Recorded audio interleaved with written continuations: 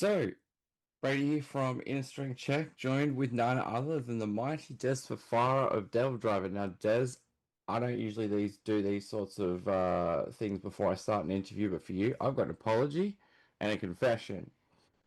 Apology being, I was not aware that like yourself and Cradle of Filth coming in down to do an incursion on Australian shores, that germs would be coming to invade my head. So I sound a bit stuffy this morning. I woke up a bit bleh. And my Okay. confession, something special just for you, Des. Not many people actually know this. So I've got a bit of a crooked tooth here, and I've got a Devil Driver pit at Soundwave Brisbane in 2009 to thank for that. Oh, okay. Guy with big steel cap boots, looked up, sailing towards my face, and now one of my teeth pushes back a little bit further than the others. Also, coincidentally, my friend, the first and I think maybe last set where I watched someone whose legs were upside down for more than they were stood up. Well, I'm glad that you still have your tooth. I'm sorry that that happened to you. I mean, look, you never want to see violence happen to anybody in the pit. It's why I actually don't do the whole wall of death thing. I never have been. I come from a punk rock background. I know all Hmm. about Doc Martens and steel toe boots. And I tend to do the circle pit thing where you can dance and have a good time. And I really don't put up with the hardcore kicking thing. If I see that going down, one guy in the middle of the pit with 40 feet around him empty, I stop the show and say, this is clearly not your show. Get the fuck to the back. You know what I mean? Nice. So I'm sorry that that happened. That's Yeah. okay. Look, But and however, I do appreciate that. I do okay. appreciate the Yeah. fact that you call out crowd killers because that was just a chance occurrence and a lack of peripheral vision, my friend. That's enough about workplace OSHA violations, Hey, mate. look, let me tell you what, we all have lack of peripheral vision every once in a while. And it's why sometimes you stay with people too long, or you get the wrong people around you, or you make a left when you should have made a right. Bad fucking peripheral vision. Very, You know. very philosophical. So you're obviously Yeah. feeling very philosophical today. How are you feeling in general, mate? What's the feeling like within the band at the moment ahead of your return to Oz? Yeah, I mean, great. We can't wait to come down under. I mean, there's a few strongholds for myself over the years. UK, Mm. obviously, the USA, but Australia for sure for me. And it feels like home, right? Says if I'm done with sound check early, I can grab a board, go catch a surf. Oftentimes I bring a skateboard with me, so I'll go skateboarding around the cities. Oh, And really? it feels like home for me. So we can't wait to come down under. We've got the set list all wrapped up. I've been in my booth here at my house. I've got a recording booth here at my house, and I've been rehearsing. We're getting together on the 4th and the 5th of July, and then I fly the night of the 5th. So we're ready to do this. We've got a great set list. Hell yeah. Hell yeah. And speaking of the new material, mate, so what has the feedback ahead of while you're looking at planning touring and all that sort of thing? What's the feedback been like for you guys in response to the new singles that you've put out just ahead of the new album, which drops quite soon? In fact, pretty much around when you guys will be jetting off. Yeah, so up July 10th. And the reason I did that is because last time we were there, we dropped a record when we were in Australia. Or I should say the last time we dropped a record when we were in Australia, we actually knocked Kanye West down 2 notches by where we were on the charts. So it's a Damn. bit of a good luck thing for me, right? Um, but we're waiting to come down under. We're going to have a great time, and the band is ready. The set list is killer. We've got a few surprises for people. Some of the stuff that we haven't played in a while, and then obviously new songs. And Mm. that being said, like just we're chomping at the bit to go get this done. Hell yeah, hell yeah. And Yeah. what's the how are you guys feeling about the feedback just like online and in general Yeah, to just the new music? feedback's been incredible. I mean, with any art form, if you do it and you put it out, you do it for yourself, right? You don't know what people are going to think. And Mm. I've probably done 100 interviews by now, maybe more, and the feedback has been incredible. I mean, the album was Mm. done close to a year and a half ago, so it just Mm. took a while before we were getting tours together. We re-signed with Napalm Records because we were free agents at that point. Mm. And what I've been hearing is incredible. I mean, 9 out of 10s, 10 out of 10s. A guy just told me right now, I wish I could give it 50 out of 10. So what you tend to do is, you stay humble through the Mm. process, um, and you come at it with gratitude and appreciation, which is where I'm at. For a 30-year career, the fact that this marks, I think it's the 11th record, the 11th Devil Driver record, and it's like It's it's wow. hitting, man. It's hitting, man, and Yeah. it's incredible to get the art out there after it's been sitting with us for so long. You Mm. know. Yeah, yeah. So I've had I don't want to give away too many plot spoilers, but I've had a couple of advanced listens. That's one of my perks in an otherwise basically free job doing what I do right here. Yeah, Um, cool. there's a lot more aggression on this one. Like you've still got your trademark Devil Driver grooves strewn throughout, of course, as is the DEZ and Devil Driver way. Can't go wrong with a bit of groove. But I noticed that there's like a bit of an uptick in speed with this one. Was that like a deliberate choice, or you guys just played it how you played it? What was You the know, I, songwriting I I don't process know like? if anything was. I don't know if anything was like deliberate. I think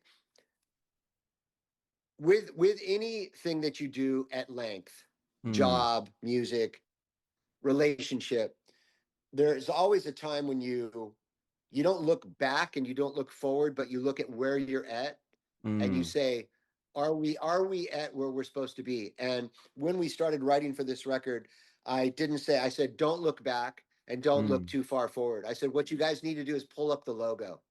Um, Hmm. we did take a few left turns on the last couple records, I feel, but that needs to be done, really. Hmm. This one is more a take a look at the logo, write for the fucking logo. If you're writing something that you think you want to write or that you would do on your own and it doesn't fit within what we do, it's fine to bring nuances of that to the table, but get down to the bulk of it for Devil Driver and for the logo. That's what we did.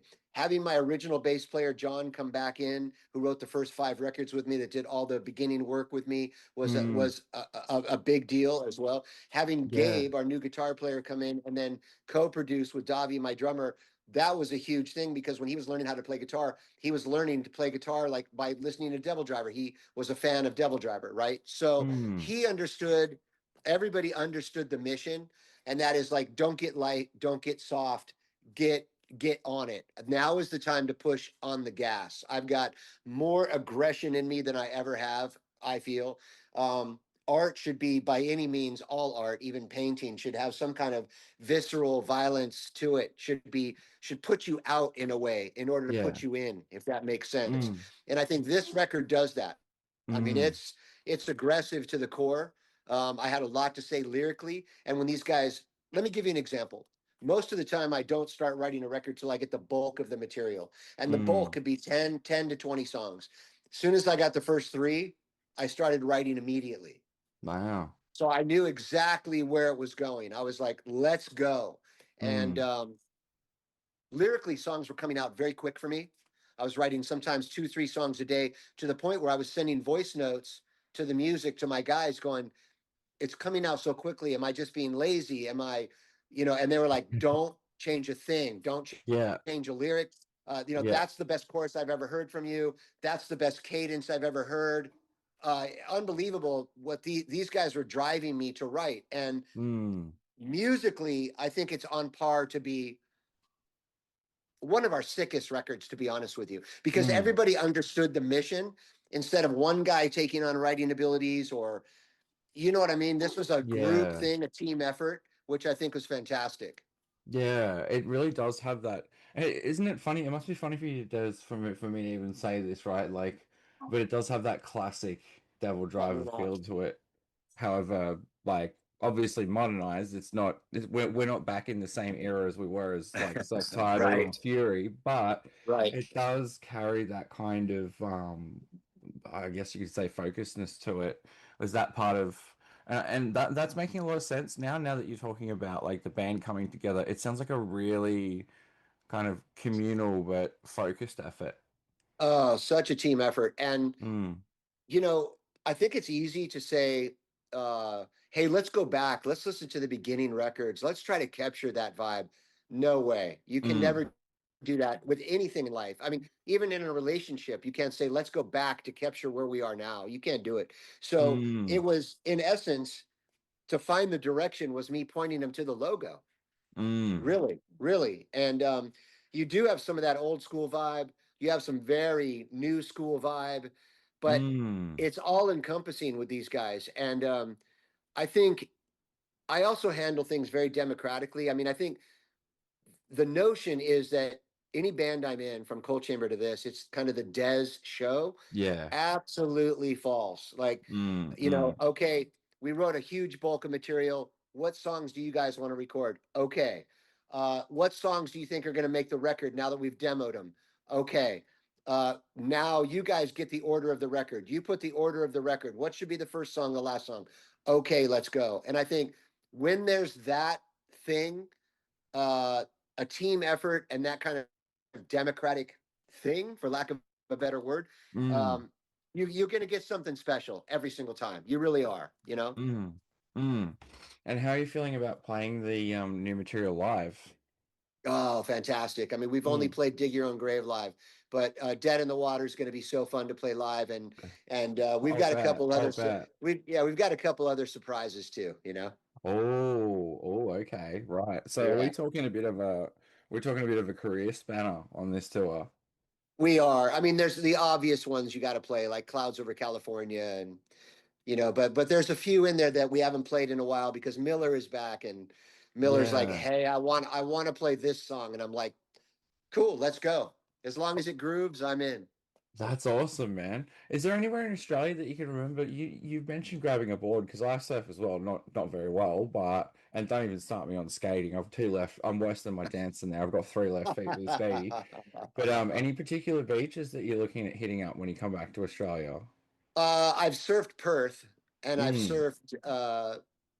I believe I surfed in Sydney too. mm. Um, I'm definitely the tour ends in Perth for a reason. Nice. Yeah, yeah. You I mean, spot I it grew up. I nicely. grew up on a board. I grew up on a surfboard from time I was 6 years old, 7 years old. I grew up on a skateboard, and my skateboard every single day.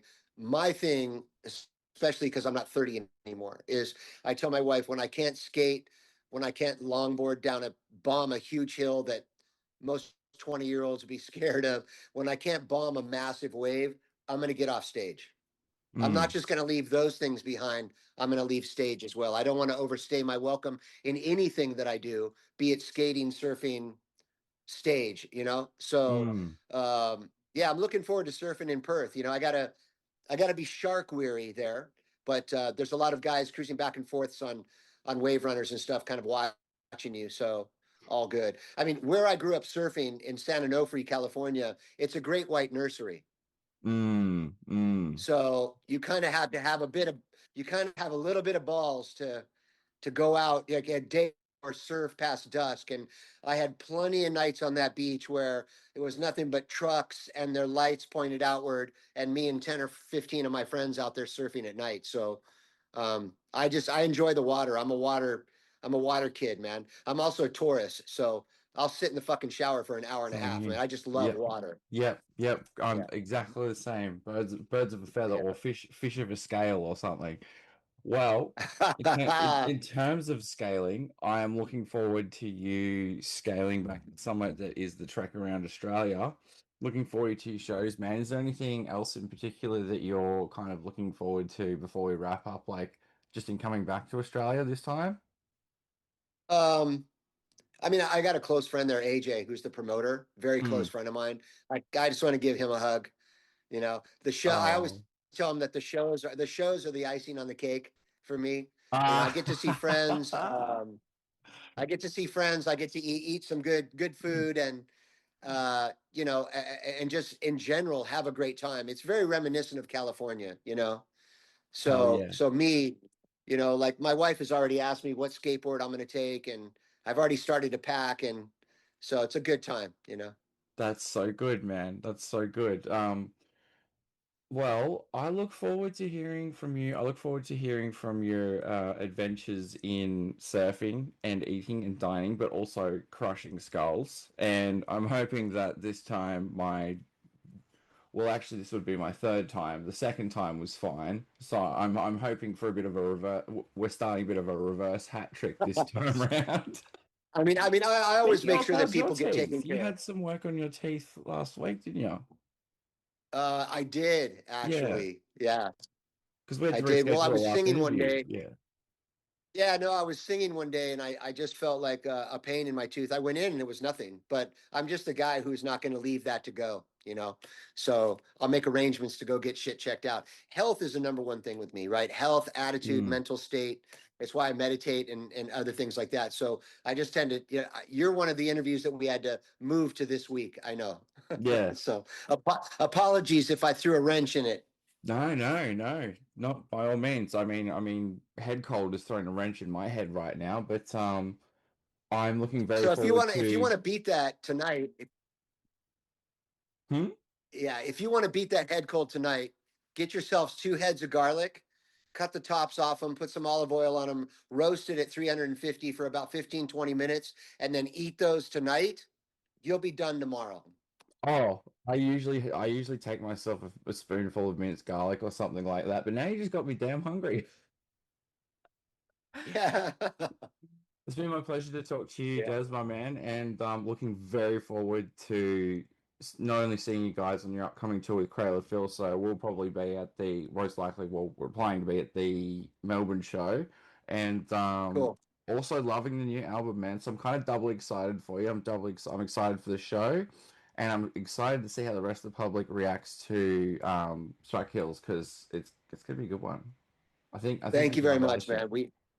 Thank you. I mean, we worked really hard, so I hope everybody enjoys it. And again, thank you for having me. I appreciate it. And yeah, everything I've been hearing about the record has really just put me in a real space of gratitude. And I think that's where you got to live the best part of your life is in the space of gratitude. So thank you so much. And I hope to see you at the show. I hope your teeth make it through this one. There might be a bit more quality control on steel caps this time round, and then I'll be a little bit aware if I'll be a little bit more Yeah. aware if I step into any circles. Yeah. Well, I mean, I was raised in the punk rock scene. So I have 2 words for you, and that's Doc Martin. Thank you so much, man. You enjoy the rest of your evening, yeah? Take care. Cheers, Thanks, man. bro. See ya. Bye bye. Bye. Thank you once again to the indomitable Mr. DEZ FAFARA, whose band was responsible for a pit that was responsible for giving me a bit of a buck tooth. All's fair in love, war, and moshing. Speaking of war, it looks a little bit, for those of you in the podcast who can't see, I've got a bit of a neckbeard nest going on at the moment. It is just strewn with books and all sorts. I have, pretty much as of today, I've moved the last of my stuff from the Bellarine Peninsula, and I am now officially a Melbourneite once again. So I'm very sorry to the rest of Australia's fastest growing city, but I'm back inside. So without further ado and without other sus commentary like that, I just wanted to introduce, I thought, since it's been a couple of weeks since that interview, I literally have been tied up moving a couple of houses worth of stuff across regional and urban Melbourne, Victoria, blah, blah, blah, blah. You don't need to hear about any of that. What you do need to hear is some of these new tunes. So I've picked out a few select picks from the inbox that have been tickling my fancy while I've been whittling away with this bomb site over here. So the first one we're going to hear from, they are from France. So they are a French heavy speed metal band. And I'm going to get lynched by all of our French listenership, or one or two of them. So this one's a good one. I enjoyed this because it had I'm a little bit sort of on the picky side when it comes to things that are more heavy trad sounding. I like a bit of speed, a bit of thrash in it. These guys, their album has stood out to me. I've given it a couple of runs already. I like it quite a bit actually. If you're a fan of things like Blind Guardian, Nevermore, Enforcer, again, stuff like that with just your good old classics, Meat and Taters, heavy, fast, thrashy at times. It's not like a pure thrash metal record. It's more heavy, heavy metal slash thrash metal, so a bit of a traditional metal vibe in there, but it's good, it's epic, and of course it has plenty of those that you're looking for. So this one is going to be, the track we're going to be listening to first is Soldier of Fortune. So if you're not a fan of that genre, have a look at the timestamps. If you like what you hear, please do check out the show notes where we'll have links for the album and the official press release, all of that great stuff. Further details, artist links, all that good stuff. But for now, let's kick it with our good friends Iron Slort, and yeah, we'll see you in a few minutes.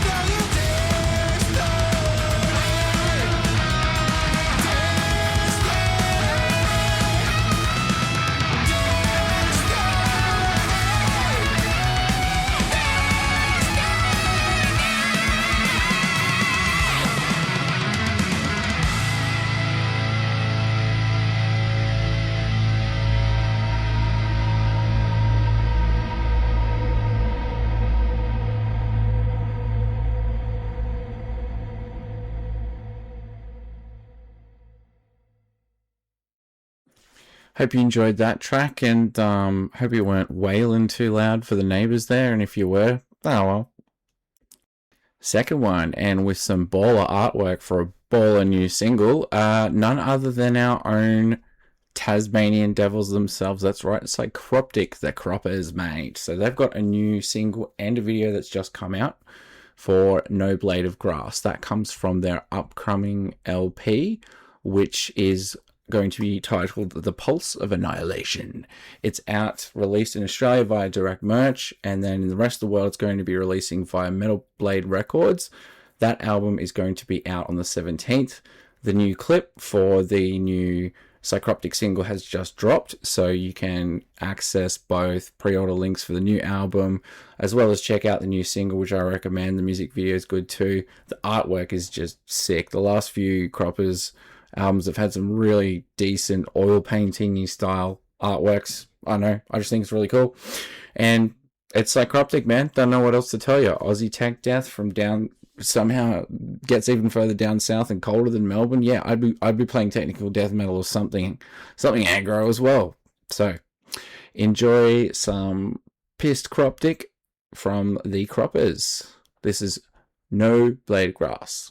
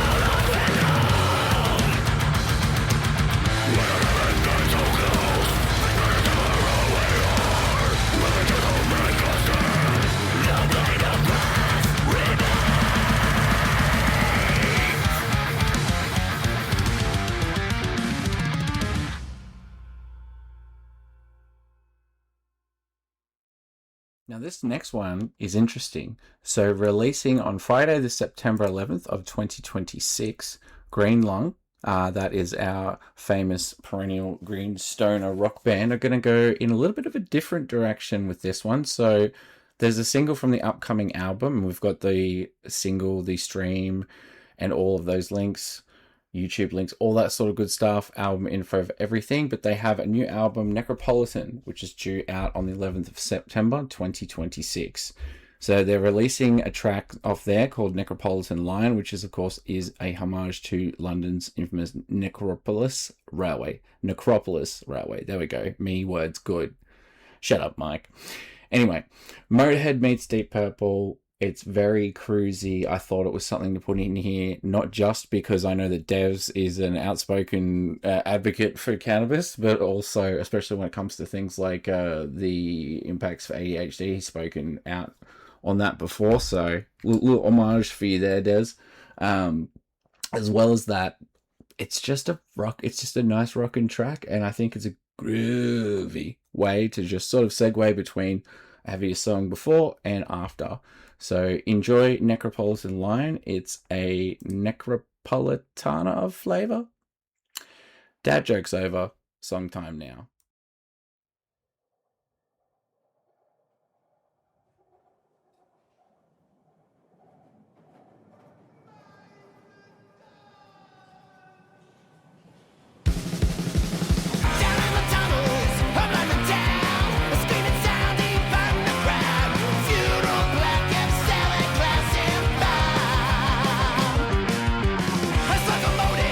Right out the yard, for the dead we travel fast.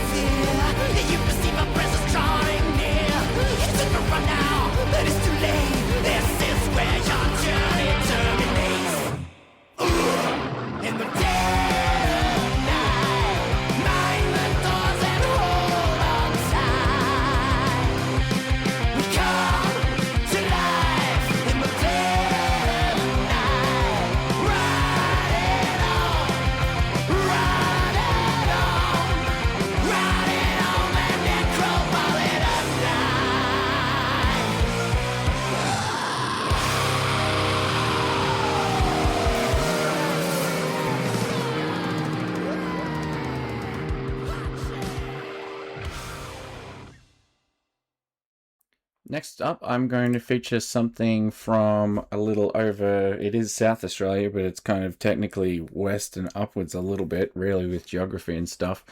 Anyway, geography is never exciting. What is exciting is that these Adelaide progressive metal band Control the Sun. Now, this is a crew that I wish I'd caught, actually, because they sound quite good. They kind of remind me a fair bit of the sort of the peak of Carnival and Dead Letter Circus and a lot of the Circles, 12 Foot Ninja. So very, very influenced by that sort of early 2010s chunky, genty, modern prog sound. But being a progressive band, they have, and as we all have with the scene, most of us anyway, progressed past those points. We've all moved on with our lives, and these guys have started their band life, essentially. One of their first, well, actually their first ever gig was a slot at Froth and Fury Festival. So I hope that gig went well, fellas.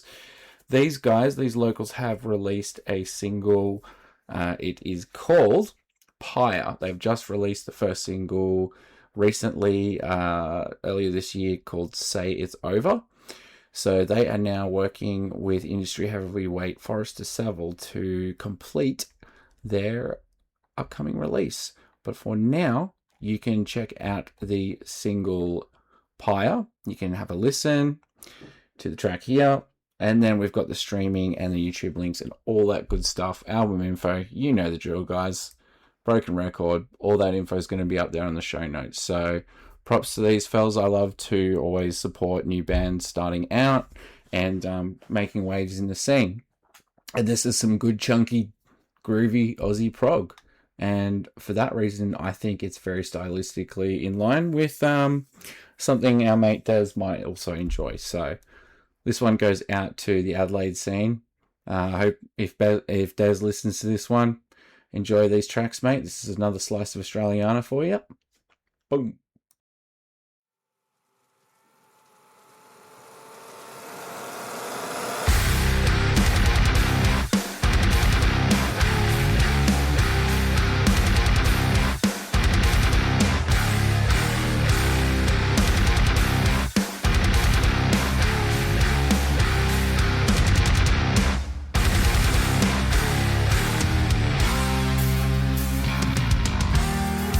Never you mind.